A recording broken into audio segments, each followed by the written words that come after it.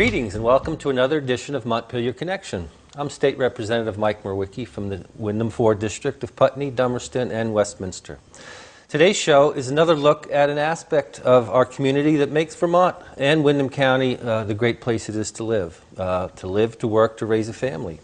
Many of us have come to Vermont to live a little differently, to get out of the white water of living in city life, and for those qualities of life that aren't as easy to find anywhere else. The arts are a big part of why people come to Vermont, along with the environment, small towns, the great people here.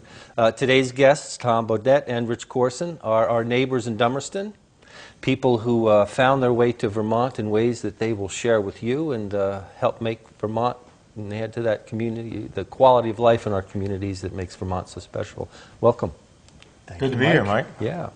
Assuming no one knows anything about our guests today, you want to share a little bit about how you got to Vermont and what keeps you here?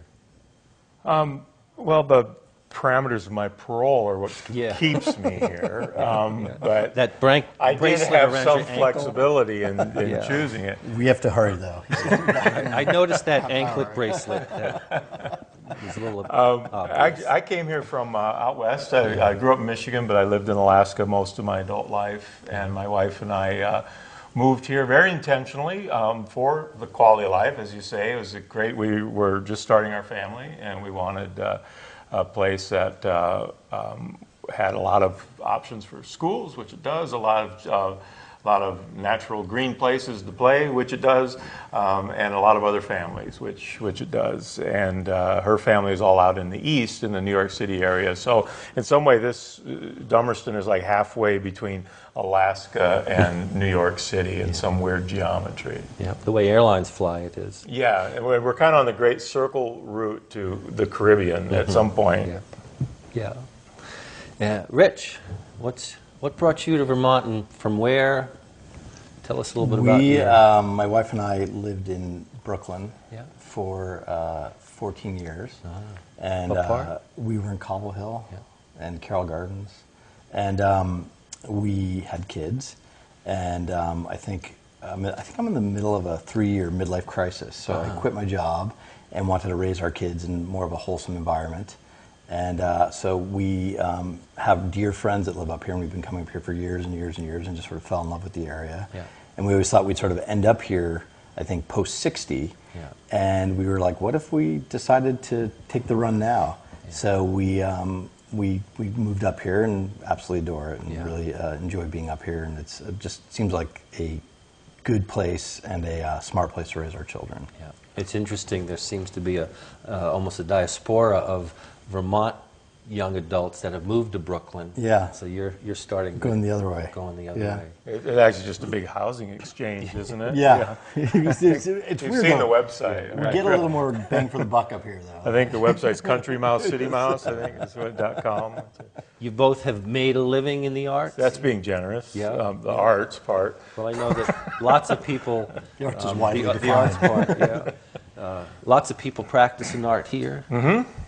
Very few make a living. I think nationwide, maybe 5% of the people that practice in art. You've been able to make a living, keep a roof over your head, and keep the solar array going. Mm-hmm. Is it any harder in Vermont, or do you have to travel? I do have to travel some for live stuff. Like I do the NPR's Wait, Wait, Don't Tell Me, and I travel out to Chicago for that, which is a couple times a month. Mm-hmm. Other things, most of the recording I do, the advertisement, any other radio work I do, I've got a studio at my place in Dummerston, and I can literally phone it in through an ISDN line. So I have to travel a lot less than you'd think to do this. Yeah. Rich, you had made a living in the arts. And, is that something you're continuing here? Or? Yeah. I spend a lot of time in New York, and I go to Los Angeles when I need to. So like next week I'm on a plane to Los Angeles. And it's just it's more project-based. So I can be here, really be grounded here, and then I go and work on projects. I'm doing an event in 2 weeks with Michael J. Fox, a big fundraiser. So it's it's the sort of payoff of living here is you have to Yep. You know, He doesn't still have his home here, does he? he does not. No. Yeah. Yep. No. So you work primarily in television? Or? Yeah, television live events. Yep. Yep. Yeah. For years, I ran Jon Stewart's production company and worked on The Daily Show and Yep. The Colbert Report. Yep. And a bunch And of live other events, this is not like rooster fighting or... Well, I'm open to it. Yeah. I'm open to it, yeah. Funny you should mention Yeah, that. no, there's an event we're doing. We'll talk about it later. Yeah, live events, I do a lot of fundraising work. You know, comedy is my background, so I tend to match comics up with big events or trying to raise money for, you know, Parkinson's or poverty or things like that. Yeah, great. Autism, I do a lot of autism stuff. It's another great way that I think people can use their talents to share in ways and to help shine light on things, but also raise money. Yeah. So it's a great opportunity, and you guys are involved in something coming up pretty soon. Yes. Yeah, well, hooking on to what Rich just said about, you know, putting together, you know, comics. I know a lot of really talented, funny people. Rich knows everybody in the comedy business, it seems like. And we were sitting around a year ago, and being involved with our schools and our communities and all these things, you know, we're constantly being asked, as you are, as everyone is in a small town, you know, can you donate this for this auction? Can you bid on this auction? Can you MC our fundraiser? And you get spread so thin, and it's always you keep going back to the same wells for donations to your school, to your hockey team, or whatever it is. And we thought there's got to be a better way, and so Rich thought of this idea of putting on a couple times a year a really fun, big show, charge a generous ticket price for it so that we can raise some money with this. And so that you're not hitting up the same people over and over, but you've got 700, 800, whatever we can pack into whatever building we can find here. And it's been the Latches Theater last time, and we'll be there again next Thursday night with our second event. And we raised, what, $28,000 for the... $30,000. So what we do, it's called The Hatch, is the organization, and we pick a beneficiary, if you will. Our first one was for the Latches restoration project called Take a Seat. And it looks great right now. Right, and we were only a part of that, but we're very proud of being a part of that. And it looks great. It absolutely does. So we're very happy to be one of the early acts to come back into that renovated space here next week. And the beneficiary of this one is going to be New England Youth Theater, which is another, you know, great arts institution in Brattleboro. It serves a wide swath of the community and helps a lot of kids in, you know, in their confidence building and all of this, all the wonderful things they do, and it entertains a hell of a lot of people. And so we've got 7 storytellers coming up from New York. One, Brian Babylon, one of my co-panelists on Wait, is coming in from Chicago. And Tom Shalhoub, who Rich can tell you a lot more about, is going to be our host. These are all like, you know, really, really seasoned. It's really amazing. They're all really well known in this area. They're all hilarious. They're all are on the road all the time doing this. And, you know, they're just wonderful people who we asked them and they said yes. And they're coming up and telling, you know, funny stories to raise money for the New England Youth Theater. So we have a killer lineup. One of the guys, Dave Hill, is a contributor on This American Life. Ophira Eisenberg is like a Moth host around the country, and she's a Grand Slam winner. Adam Wade is a Moth Grand Slam winner. Who else? We have Brian, who's Brian, and then we have Moth guy, a pair of young women.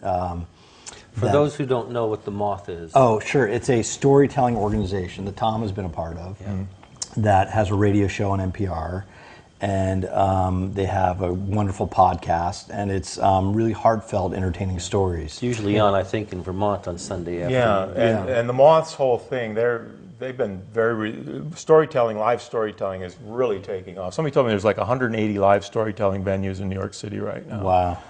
And it's like clubs are giving over like a night of the week to this, and in Chicago where Brian Babylon hosts the Moth Slam every week out there. And what it is the Moth formula is true stories told live, no notes. Yeah. So if you've ever been to one, I mean, it's an amazing experience. It's one of the best experiences I've ever had as a performer. Was to stand up there just raw, you and a microphone in the middle of the stage, and tell them the truth from my life, and that audience feeling how ready they were to hear that. And I have a theory about it that I think it's a reaction to our electronic media, which is wonderful, and I use it like crazy, and I don't know what I would do without it, but I think it does leave us wanting for that simple human experience of tell me something that's true, look in my eyes and talk to me. And so what we're doing is we're taking that and adding, because not all Moth stories, although they're all wonderful and excellently done, they're not all funny, and we want an evening of funny on top of the fact that it's true and live. Yeah, it's really exciting for, we're trying to figure out a different way to raise money for people. It was really, really interesting for me as someone that lived in Brooklyn, and you can sort of be anonymous. Your kids go to school and occasionally they say, would you mind helping us out with auction or this? But coming here, you realize that if you want to have a New England Youth Theater, and you want to have a Brattleboro hockey, and you want to have a ski mountain, like, you kind of have to step up and help out. And that was really shocking to me. Like within 3 months, I was like, oh my God, like, and no good deed goes unpunished. Yes, and believe me, they're all, like the people that, grow kale and the maple syrup, they're all worthy causes. But at some point, you're like, I don't know how to balance all the asks. So they're all worthy, 1,000%.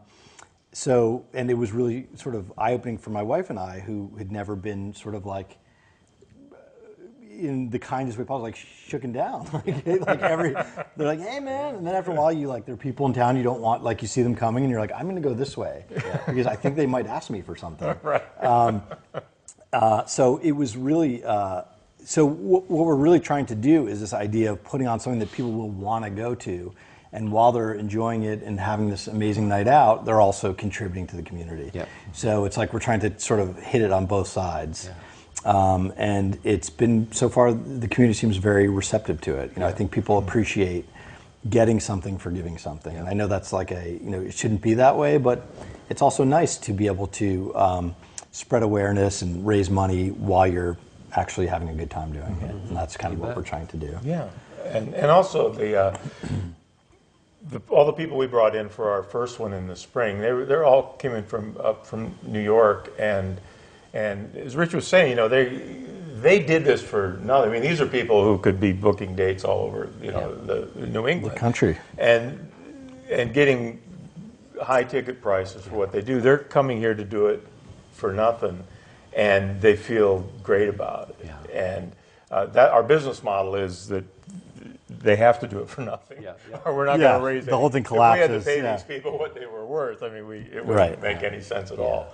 We'd have to charge $300. And same with we just donate our time and phone calls, and just it's really a nice thing. And the people that come up feel the love from the community, and they get on stage and they tell their stories, and they walk off and they go, "That was great! Like, let me know when the next one is. We'd love to come up." And it's just far enough away that you can sort of entice.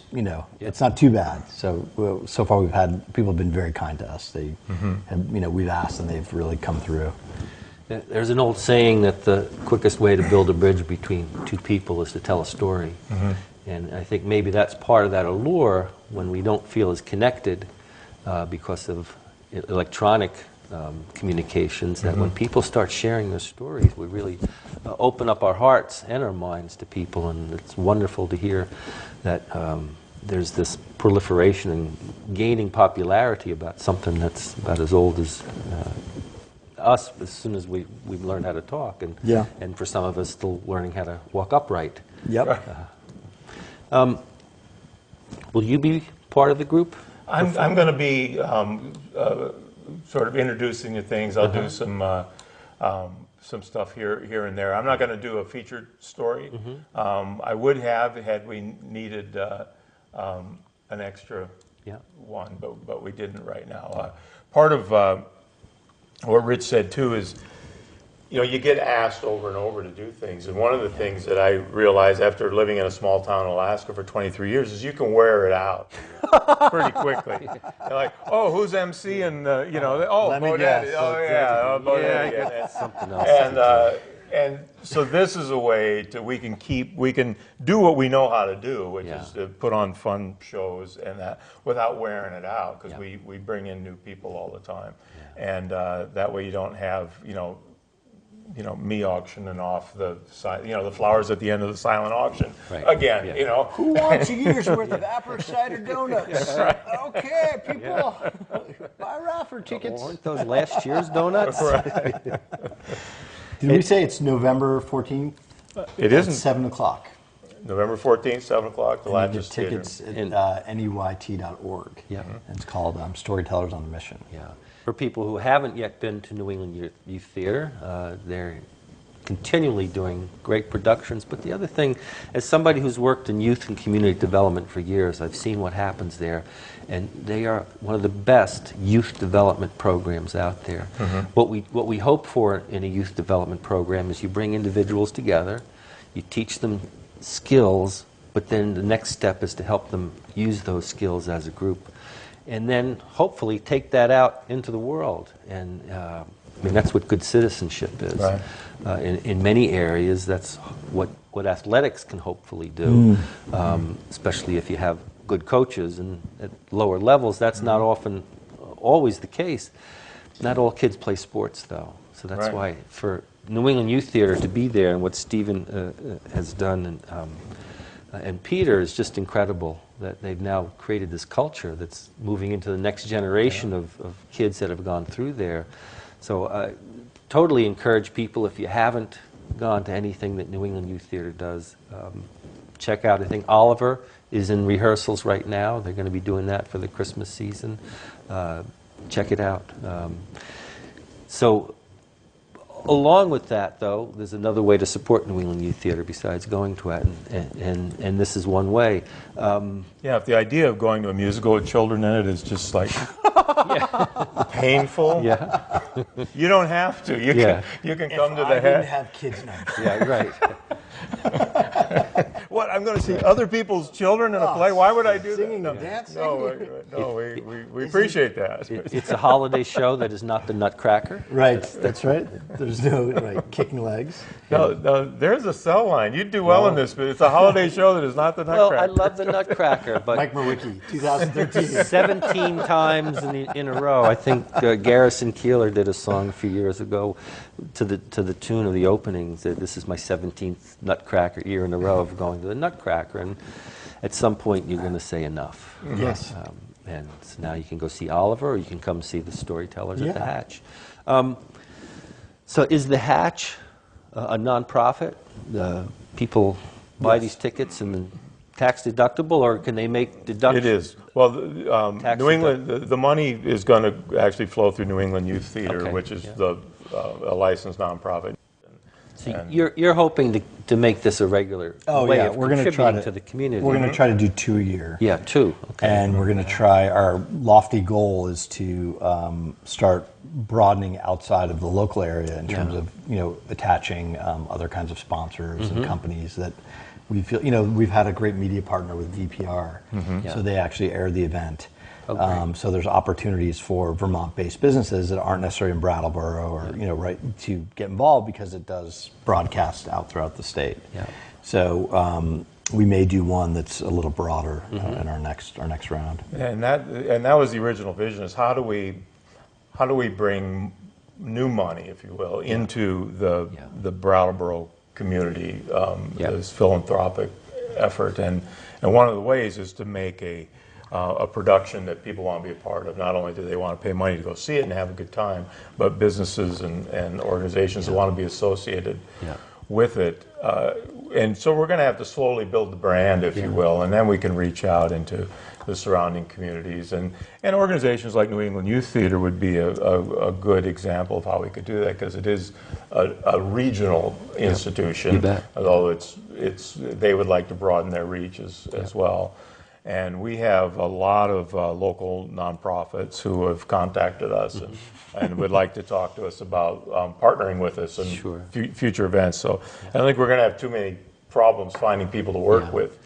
Now, if people or sponsors want to participate, who do they get in touch with? They can go, we have a website, hatchvt.org. Okay.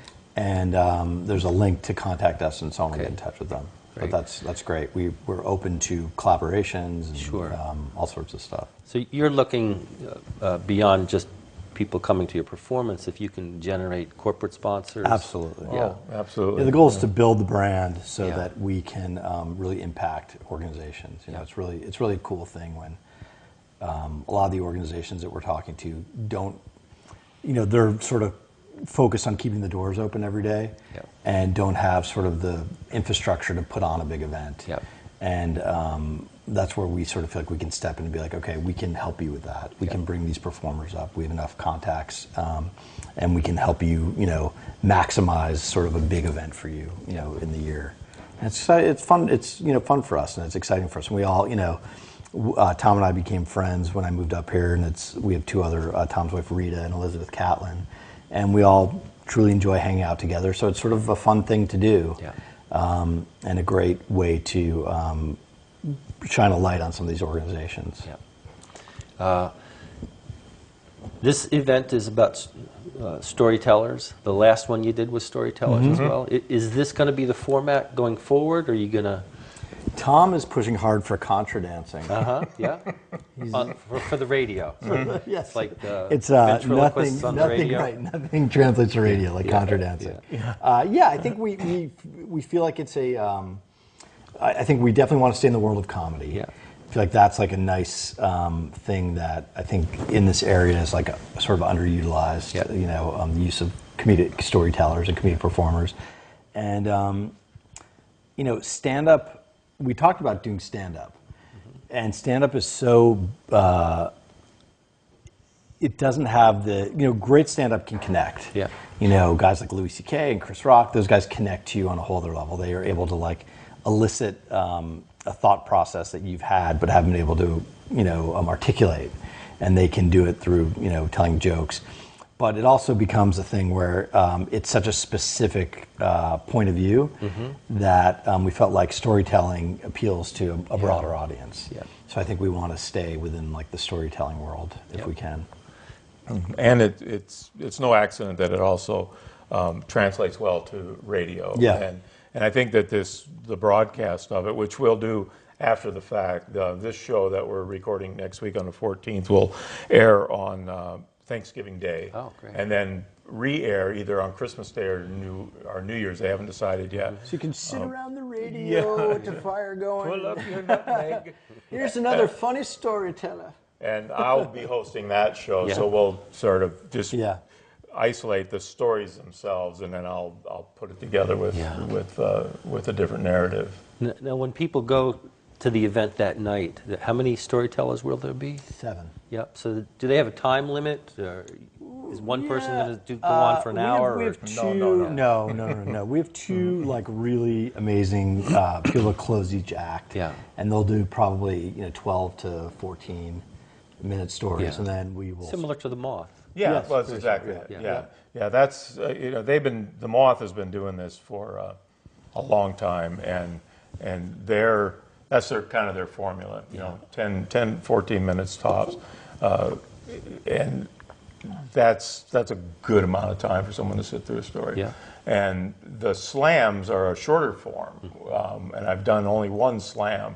And that's more like 5 minutes, which is more of a challenge. It is. It's always harder to write short or speak short. It is for me anyway. So some of our acts will be shorter stuff, in between. So, And our host will do probably 8 to 10 minutes of his sort of, golden, tried and true, jokes at the top of the show. This guy, Tom Shalhoub, who is on Jimmy Fallon all the time, and he had a Comedy Central half hour, so he's very, people will enjoy him. Yep. He's very seasoned. We've got a couple minutes left. If we want to look again as to where people can get tickets for that, it's just online. Can they go to the Latches itself? They can go to the New England Youth Theater, right? Right. To buy tickets if they want to buy tickets. And if not, they can go to the website, the NYT website. Are operators standing by now? They are. They're standing by the pub down the street. But, Waiting but for the they phone are, to yeah. ring? Right. We have a team Yeah. of operators. They're in India. Yeah. It's fine. Okay, yeah. Your English is very... They're nice people. Yeah. Impeccable. So yeah, 7 o'clock next Thursday, November 14th. Yeah.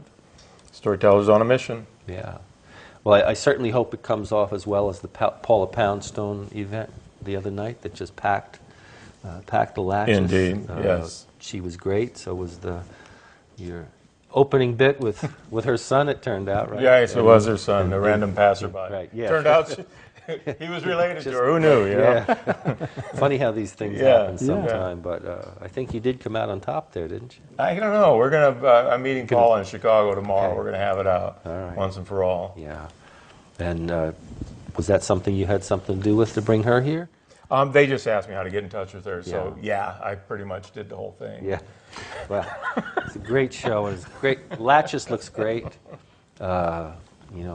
Thanks to you and all the people. I mean, it's just been, talk about a community That effort. really was. Yeah, Yeah. it's important to have that there. Pulls something together, and to have a venue like that again, where people can come together. You need venues like that to have community. If there aren't gathering places, And having seats that aren't painful that's right. and or dangerous. Did you ever get your tetanus shot after that incident? I did. No, I did. It was a good thing, too. That Had coil the was bullseye rusty. rash, Oh, everything. Yeah. It's, really hurts the theater experience, though, literally, when you have to suffer through. Moving forward, do you have any ideas yet for the next show, or are you? Well, we do. Nothing that we can say out loud yet because it's not signed and delivered, but we have some really exciting prospects for our spring show. Right. And so let's get this one taken care of, and then we'll start working hard on that one. Yep. So your website is hatchvt.org. Yep. And then New England Youth Theater's website. NUYT.org. Great. So we'll have those graphics up on the screen. That would Great, be great. terrific. We'd appreciate that. Yeah. Well, thank you for taking the time. Of course. Oh, thank you, Mike. Looking forward to another basketball yes, season. yes. Have you Go been Walker playing? Farm. Yeah. When you say playing, Yeah. do you mean eating a lot and doing nothing? Is that what I've been- getting ready yes. for the next And basketball I've been playing, season? yes. Good. All right. Well, you'll be in good company. Good. Yes, exactly. Thanks a lot. Thank Thanks, you, Mike. And thank you for visiting with us, and thanks to all the people here at BCTV once again for bringing the community to you. Until next time, this is Mike Merwicki. Thanks a lot, and bye-bye.